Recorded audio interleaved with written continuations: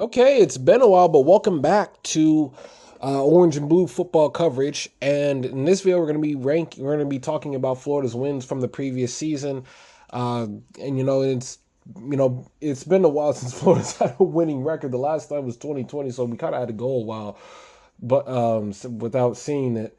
So we're just going to talk about how the Florida Gators fared out this season and which victories, in my opinion, were the best from were worst to best, or at the very least, ranking which was my favorite wins of the season. Well, not my favorite wins of the season, but which was the best wins of the season, and then I'll talk about my favorite wins of the season. So Florida went 8-5, finally got a bowl victory against Tulane. For the first time in a while, they actually have a 500 record in conference play. They haven't had that in years.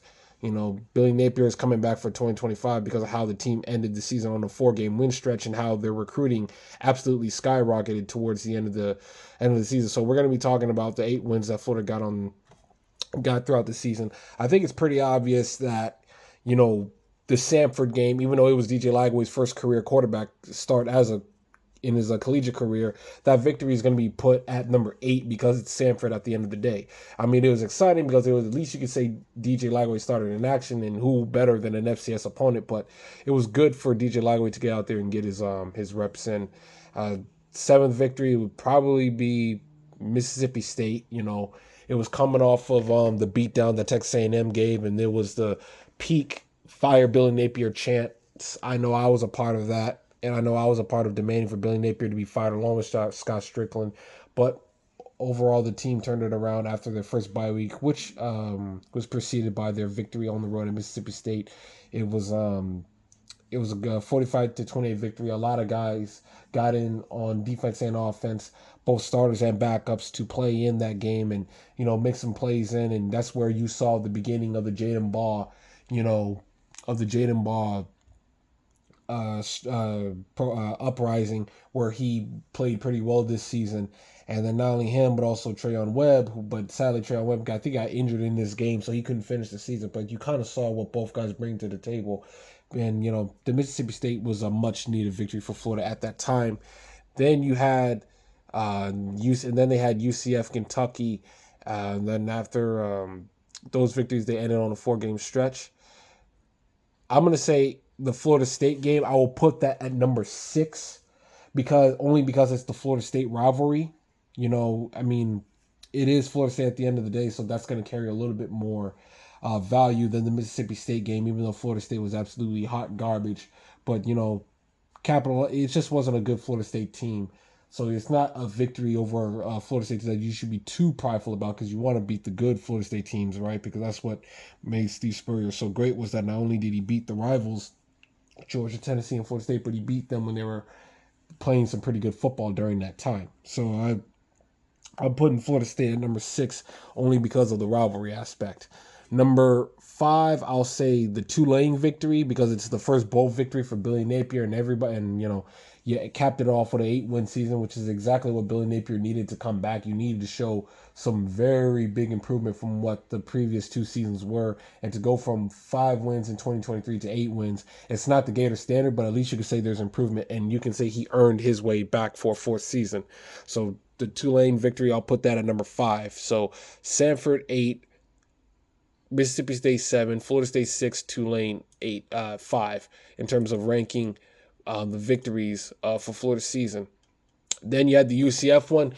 Then I'm gonna put that at number 4, because UCF fans have talked a lot of crap about Florida the last few years, and rightfully so, because Florida's been bad.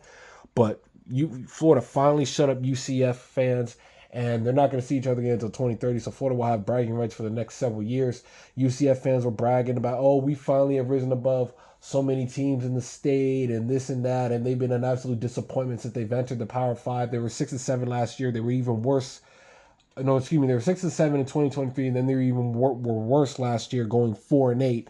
And clearly they've gone right back to irrelevance and ineptitude that they had been historically known the previous throughout basically the lifetime of their program before Scott Frost came back. Scott Frost is now back at UCF, so we'll see if he can recapture some of that magic that he had over there. But even if he does, they won't see Florida again for the next several years, at least regular season wise. We'll see what happens in a bowl game, but they won't see Florida again for the next several years. So Florida will have bragging rights in that regard. So put them at 4 just to shut up their fan base. I'm gonna put the Kentucky game third, even though it's really the Gator standard should be beating Kentucky, not only in the just beating Kentucky, but in the fashion that they did. Because the last few times Florida had beaten Kentucky, it was more so of a struggle game, and Florida would have to pull out at the last minute or eventually put another touchdown to make it a 2 possession game and make it more dominant than what it was than if you actually watched the game. But this one right here was that old school Florida beat down of Kentucky that what we saw. It was DJ Lagway's first start against SEC competition because Graham Mertz hurt his knee in the previous year against Tennessee, the previous week, excuse me, against Tennessee.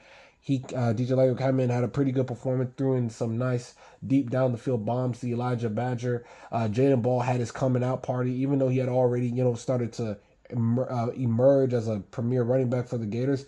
He had by far his best game of the freshman year, scoring 5 touchdowns with 113 yards on the ground as well. And Kamani McLean, who was a walk-on at Florida after transferring from Colorado, and all the controversy that surrounded that, came in and got a pick 6 towards the end of the year. The Florida defense showed that they were much better than what they performed against Kentucky the previous year, getting blown out by Kentucky 33-17 in a game that felt probably worse than that. So it was good to finally end that losing streak to Kentucky and not only beat Kentucky, but beat down Kentucky in the way that they should always be beating down Kentucky.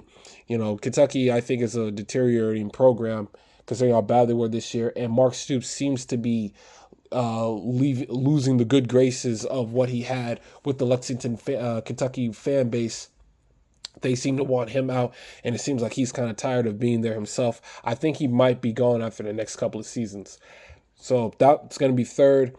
And then the second best victory right here will be obviously LSU. Losing streak to LSU, just like Kentucky and just like Florida State. You had been losing games to LSU consistently, even when theoretically it looked as if you were the better team, but somehow LSU always seemed to just steal one against Florida. They did in 2020. They did one in 2021, which I kind of thought LSU was not a good team, and I thought Florida was a little bit better, but, they just couldn't prove it on the field. 2022... Jaden Daniels Jaden Daniels started to rise and become the eventual Heisman Trophy winner, and I think it was that game that he won at Florida that kind of where you saw his confidence begin to elevate and his stock begin to rise. And then of course he just destroyed Florida in 2023, having over 600 yards of total scrimmage yards himself. Getting that victory over LSU is what kick-started that final 4-game stretch for the Gators. The run game for LSU was kind of hurting Florida throughout, but the Florida Gator crowd was insane. Jaden Ball had that big run to put the nail in the coffin, and DJ Lagway, coming off of injury, made the big throws that needed to be made. The defense terrorized Garrett Nussmeier, sacking him I think it was half a dozen times and getting pressure on him in the second half. And then when LSU needed to throw the ball late in the fourth quarter, you could tell that the pressure had finally gotten to him to where he was making some bad throws because he felt like the pressure was there when really it wasn't. So that victory that kickstarted the 4-game win streak for Florida towards the end of the season, I'm going to put that as the second best game of the year. Second best win of the year for Florida. And then, of course, Ole Miss Florida Senior Day, top 10 opponent coming in, high noon, primetime, high noon action. Bryce Thornton balled out, Kalen Beggs balled out. The run game for Florida was as strong as ever. Montrell Johnson got a touchdown in his final game at the Swamp. Billy Napier got the biggest win of his career in that game. It was pretty obvious which was going to be ranked as the best victory of his of the season.